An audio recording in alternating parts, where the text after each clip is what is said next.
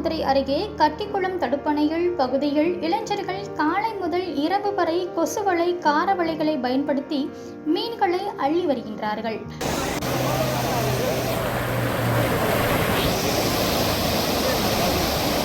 சிவகங்கை மாவட்டத்தில் பாசனத்திற்காக கடந்த 2 மாதங்களுக்கு மேலாக வைகையில் தண்ணீர் திறந்துவிடப்பட்டது. தற்பொழுது பல்வேறு பகுதிகளுக்கு தண்ணீர் சென்று வருகின்றது.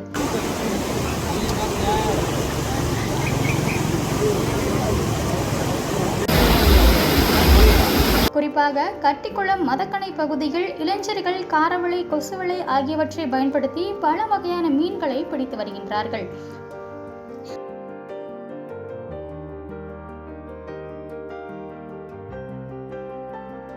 அதாவது கெண்டை, கெளுத்தி, ஜிலேபி, விரால் மீன்கள் உள்ளிட்ட பல்வேறு வகையான மீன்கள் தொடர்ச்சியாக பிடித்து வருகின்றார்கள். அதனை கிலோ கணக்கில் விற்றும் வருகின்றார்கள்.